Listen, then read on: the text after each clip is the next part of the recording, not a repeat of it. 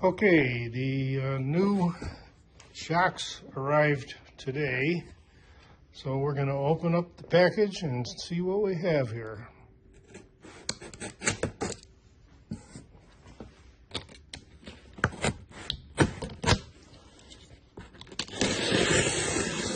Sure hoping that they're going to fit okay.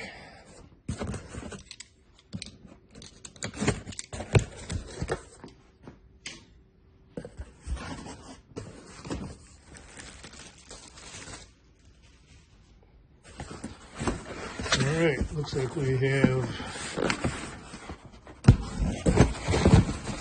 two shocks.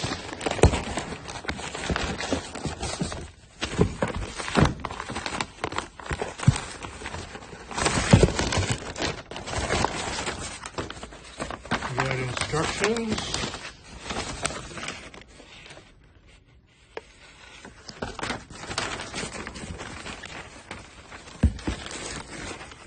There's shock number one.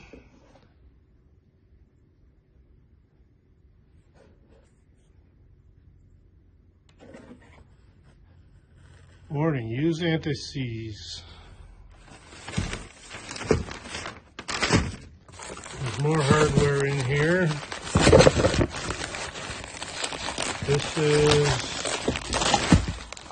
These are the pieces that hold the coilover in place, and the large nuts that adjust it to the height you want.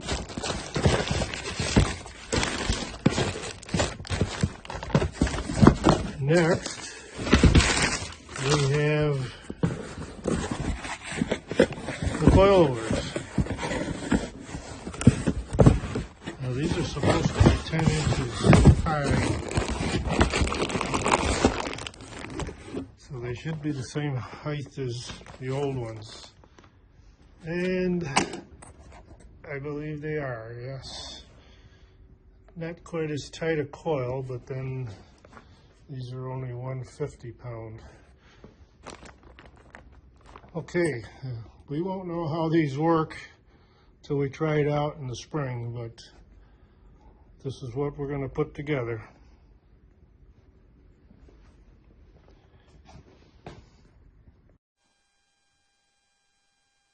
So in the package we've got the adjustable shock,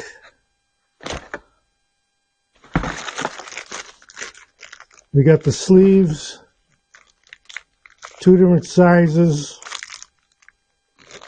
whichever size bolt you're using, and let me grab the bolt that I have.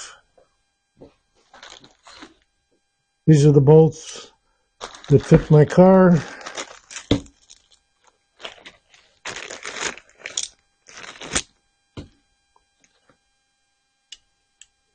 That doesn't fit, so the one with the larger hole would be the proper sleeve to put through the bushing. So, first of all, we're going to install these sleeves through the bushings.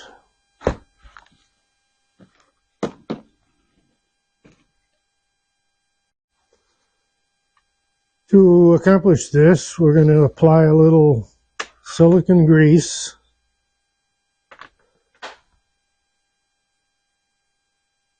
That will help it slide into the bushing easier.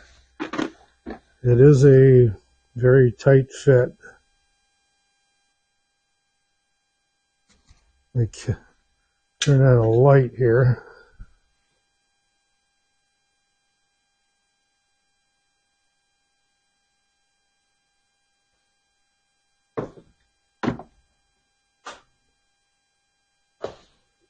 And we're going to get the plastic hammer, see if we can get that started.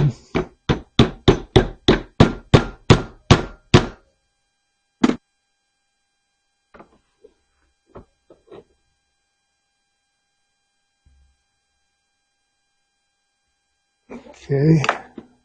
Oh, it was started. back in there.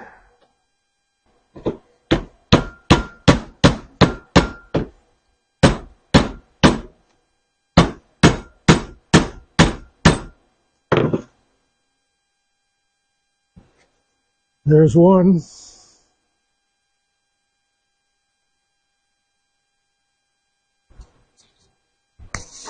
And you can see that the bolt is going to mount properly.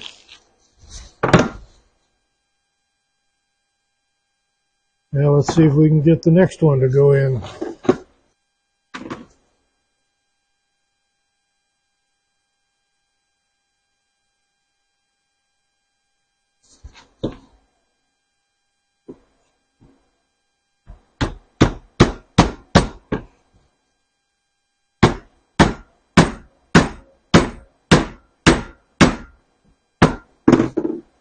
Okay, the sleeves are installed.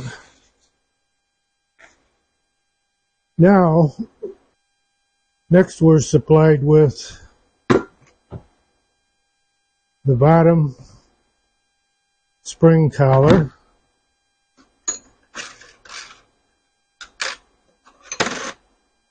the locking nut, and a large washer to go between the two.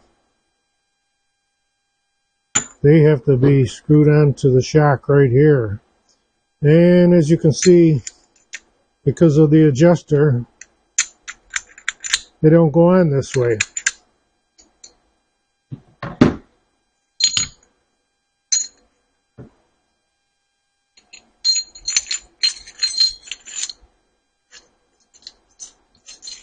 They do fit on in this fashion.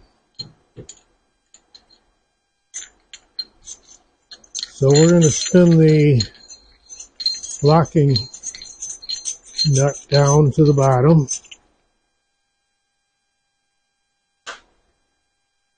And it does say to apply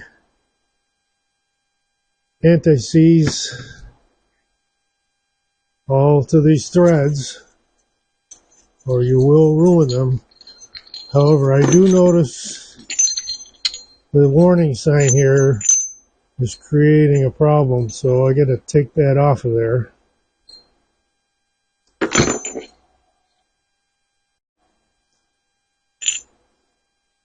Okay, got that sticker off of there. It was a little tough getting the glue off of it.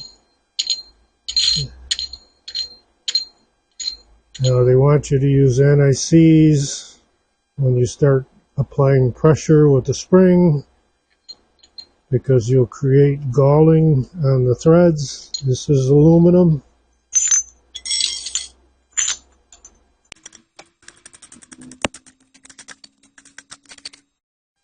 And there's the bottom mount for the springs. The top mount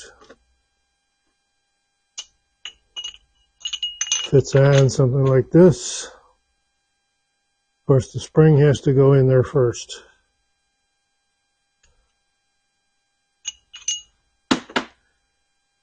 I'm going to pull this shock out to the maximum length. And to do that, I'll use my mounting bolt. Put the shock on there and pull it out. There it is.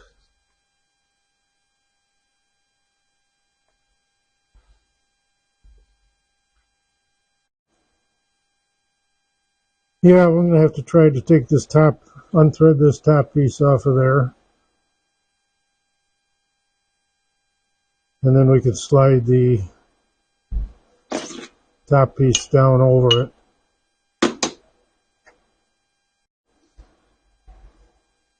So to get this top off, I do have the sleeve in here, so I can tighten this down in the vise.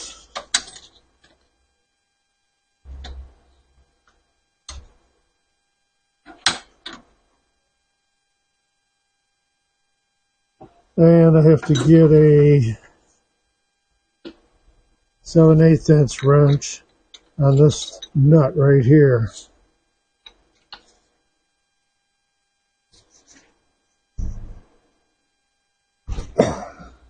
There we go.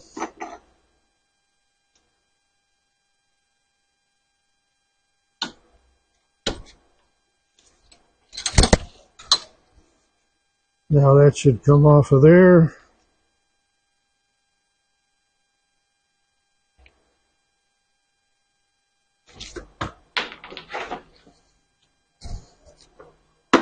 See if we can leave this jam nut in place, possibly. I was able to set the cap down on top, and I can turn the top piece down until it's tight. Although I do have to get a wrench onto that jam nut somehow and give that an extra snug.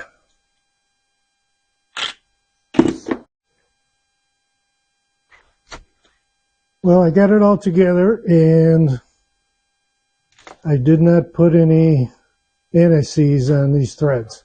So now I have to loosen the jam nut, take the top off, anti-seize those threads, put it back together.